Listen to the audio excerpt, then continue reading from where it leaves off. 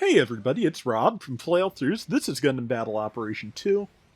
This is a guest round from Demolition Hound, who is in the Gundam Mark III, which was just part of the big pile of buffs this month. Maelstrom is with him, and I believe the Gelga Jaeger, which always a good support, pretty mobile, very good firepower. Yeah, it's a good one.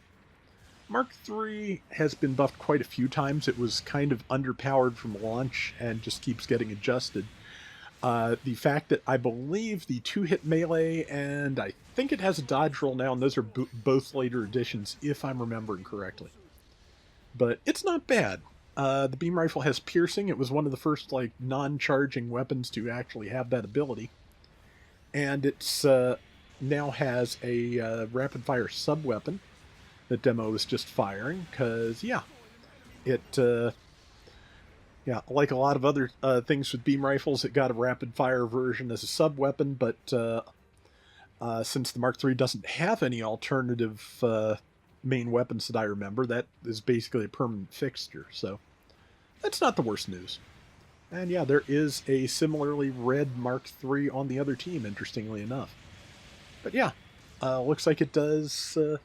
Looks like it does between like 300 and 600 damage a shot. The rapid fire version does, without depending on defense, type advantage, all of that.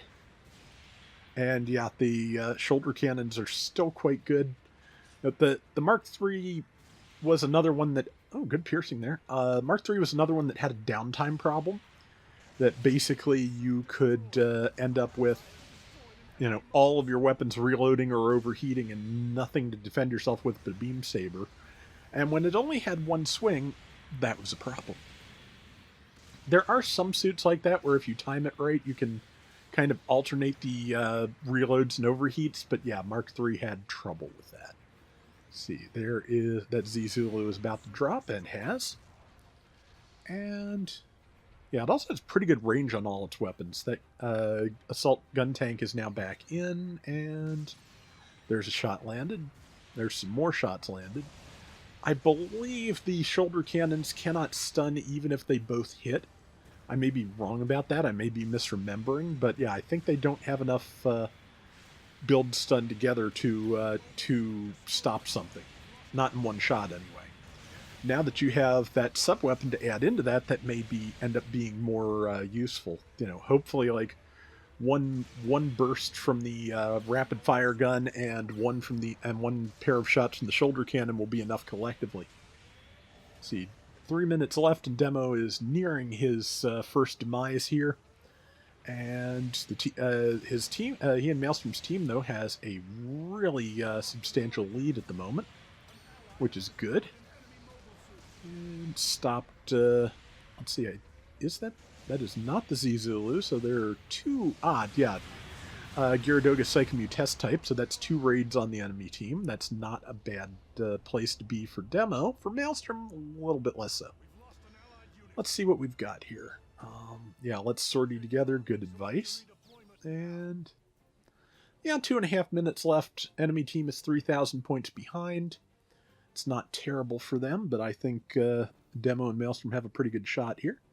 And we will see how it goes. But yeah, so far liking the looks of the improved Mark III. I gotta leave the list of buffs up when I go to play every day so I can actually look at what has been buffed that I don't have videos for yet. But the forethought thing, never my strongest suit, honestly. Let's see. And, okay, almost got it. And it, disappeared over the horizon.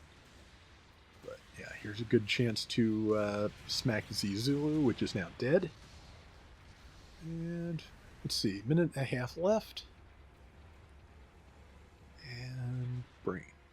Yeah, sorry if I'm a little bit just quiet and hesitant at times, but nasty headache. It's more of those neck problems. They cause that, and boy, it's annoying.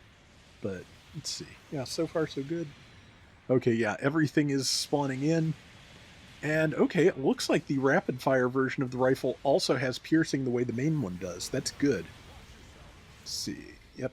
And yeah, like I said, there's another Mark III there, also fighting demo, and yeah, they seem to have very similar color schemes. Actually, I swear the other one has a Xeon or Neo Xeon emblem on its chest too. But let's see, this is simple battle, so you can respawn anywhere but the enemy base, and much faster than you can in a standard round. So that's good. And yeah, I think just trying to figure out when and where everybody's going to jump in. Yeah, I was kind of figuring B would be the place to do it because that's closest to where the enemies likely are. Z Zulu was in way too much of a hurry with everybody, spawning in, but they all had iframes, and demos saw a good opportunity and took it. Yeah, just you kind of have to guess sometimes where the iframes are going to be, or where the iframes are going to end, I should say. And it's kind of interesting. The other day I was playing. Don't think I got to save the round. Okay, that was actually a good shot because one cannon hit the Z Zulu and one hit the thing that Demo was trying to kill, and indeed succeeded in killing. So let's see where we're at. Okay, they're is that a Goof custom? No, it can't be, can it? Either way, 8-2 for Demo, 131,000 damage overall first, but second in score and damage. Still really solid round.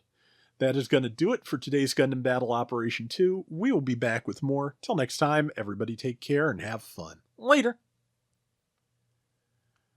But yeah, the other day I kind of realized that there is like a very specific timing to how the time that people fire after they stand up from a knockdown, because assuming you weren't knocked down by an ally, assuming you're just standing up from a downswing, there's a certain length that the iframes last, of course, and people tend to like to fire before that because firing cancels the iframes, but you get to start an attack while you're still invincible, so it just makes sense.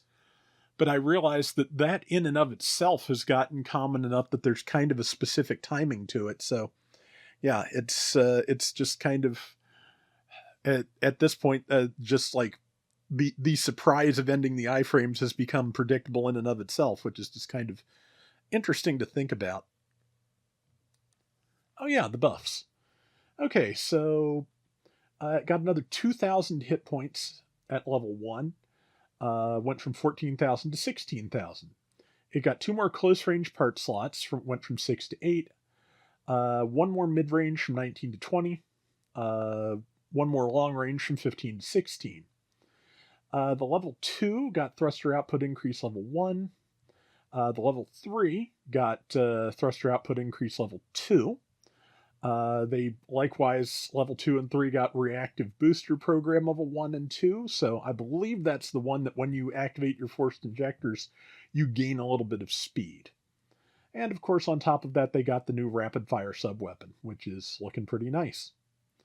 So the Mark III was not used very much at this point. It had a 0.41% usage at 550, 0.18% at 600, and 0.15 at 650.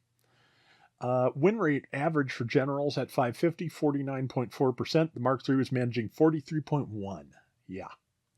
Rival win rate is 50% on average across generals. It was doing 45.5. Damage was close, 69,581 versus 65,584. And MS losses averaged 3.1, and it was at 3.2. Level 2, it had a win rate of 45.3% across against the general average at that cost of 48.9. Rival win rate was down 41.7, average across generals 48.0. Damage dealt 63,128 against the general type average of 70,096. Actually, fewer losses there, which is interesting. 3.1 is the average. It had 3.0. Level 3, similar win rate, 45.5 versus the average of 49.1. Same percentage on rival win, 45.5 versus the 49.5 that is average for generals. It was doing 73,478 versus the average of 78,171. So about as far off the mark as the other ones were, a little bit more, I think. And average MS loss at 650 is 3 for generals, and it was at 2.8, which is just kind of interesting. But yeah, definitely looks like it's going to work better from here out. Another one I want to try for myself when I can.